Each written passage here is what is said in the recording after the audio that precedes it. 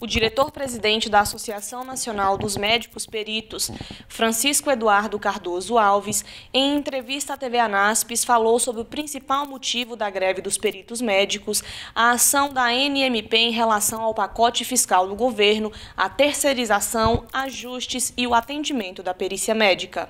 Qual a razão principal da greve dos médicos peritos do INSS? Bom dia, obrigado pela oportunidade. A principal razão é o não atendimento por parte do governo das reivindicações da categoria que visam a melhorar o nosso desempenho junto à população e a preservar a carreira que atualmente está sendo vítima de um processo de esvaziamento por falta de interesse ou condições dos médicos em continuarem sendo peritos nos termos atuais em que a carreira está colocada. Com o pacote fiscal do governo, o que os médicos peritos e a ANMP farão? A perícia médica entende que esse pacote é um equívoco, ele não está atacando o principal problema do déficit hoje em dia, que é a questão previdenciária. Nós já apresentamos para o governo uma série de medidas administrativas internas que resultariam numa grande economia para o governo na cessação de benefícios indevidos que atualmente estão sendo pagos. Porém, o governo optou por outro caminho, que é criar mais um imposto para cobrir o rombo, cujo valor não é o suficiente para cobrir o rombo. Nós achamos que esse pacote é um erro e nós vamos intensificar a greve e a luta em prol da carreira e da melhoria das condições de trabalho da perícia médica. O quadro de peritos consegue atender a demanda por benefícios?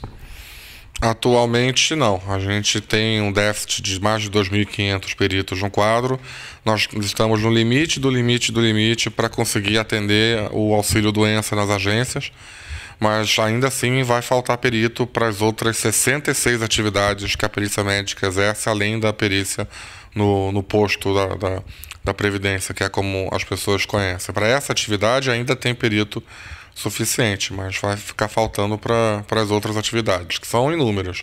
Recurso, análise de direitos de isenção de imposto de renda, uma série de outras situações que a gente realmente, se for colocar todo mundo para atender no posto, vai ficar faltando perito para essas outras atividades.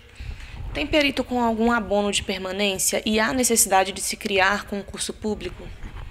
Sim, nós temos atualmente quase 1.000 peritos em abono de permanência. Se passar no Congresso esse projeto de fim do abono da permanência, vai ser o extermínio da carreira. Nós vamos perder de cara praticamente 30% dos peritos que ainda trabalham e vamos ficar numa situação muito difícil, né? Então há necessidade urgente de concurso para a carreira de perícia, mas o problema é que do jeito que a carreira está construída atualmente, do jeito que ela foi desidratada nos últimos anos pelo governo, os médicos não têm mais interesse em fazer esse concurso. Então fazer concurso com o modelo atual é ineficaz, o concurso não fideliza o perito na carreira, é necessário primeiro mudar a carreira para depois fazer um novo concurso. Onde a perícia médica já foi terceirizada? Por decisões da Justiça com o apoio do INSS, diga-se de passagem, nós já temos atualmente peritos terceirizados trabalhando em mais ou menos 15 a 20 gerências executivas no país, notadamente no Sul, nos estados de Santa Catarina, Paraná e Grande Porto Alegre, na região Norte, principalmente ali em Imperatriz, Rondônia, Porto Velho, né? E na região Nordeste e no interior do Ceará, Piauí, né? São os locais principais onde a gente já está tendo atuação de médicos peritos terceirizados, o que é muito ruim, né? Para o país e para a categoria. Existe a necessidade de ajustes na perícia médica? Existe.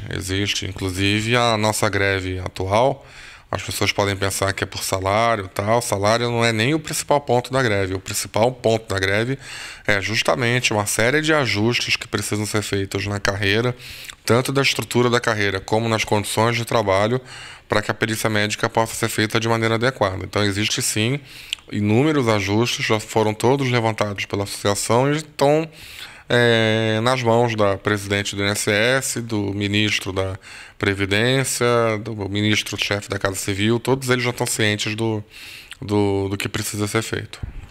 O governo fala em mais restrições no auxílio-doença. Há necessidade disso? Não, isso é um absurdo.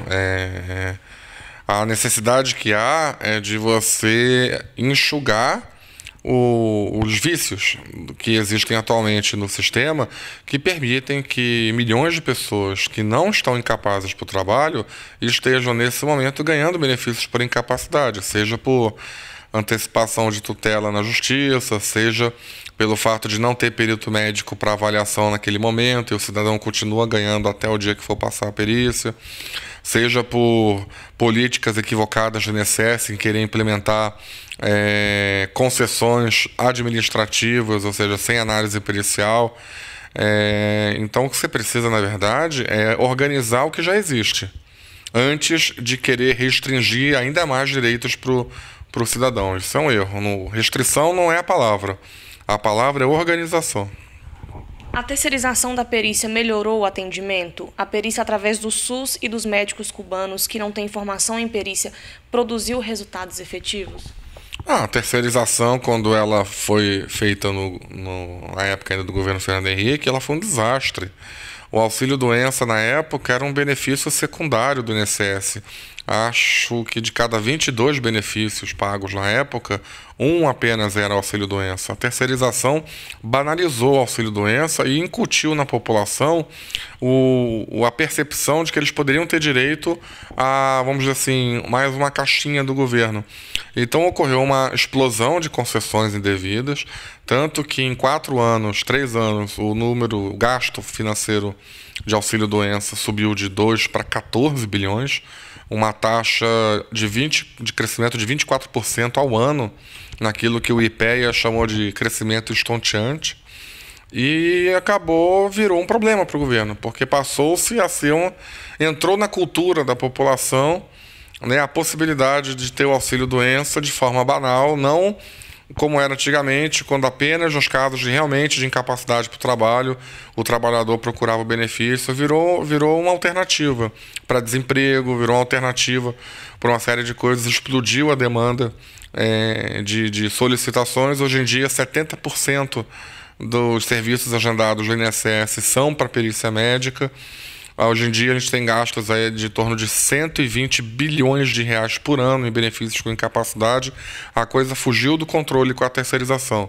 Querer terceirizar de novo é pedir literalmente para derrubar o governo e para derrubar o país. Não há como pagar isso, porque o médico terceirizado ele não tem nenhum compromisso com a coisa pública.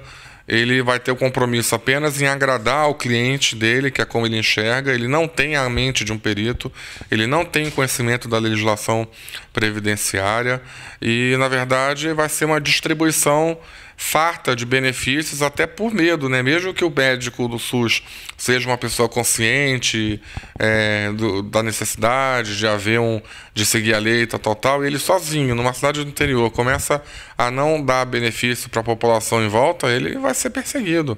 Recentemente tivemos uma tentativa de assassinato em Governador Valadares, de um perito médico que indeferiu uma aposentadoria por invalidez indevida. Esse cidadão pegou o carro, jogou em cima do perito, quase matou o perito, saiu na rede, na grande mídia, né? Imagina isso para o médico do postinho do SUS ou do cubano do Mais Médicos que está isolado numa comunidade. Qual é a condição que ele vai ter de negar um benefício? De um cidadão que está desempregado, passando fome, desesperado? Não há, é inviável. É necessário que o governo ouça a perícia e vete de uma vez por todas essa possibilidade aberta na MP 664, porque isso vai ser a porta do caos, se isso realmente for vingar. Obrigada pela entrevista.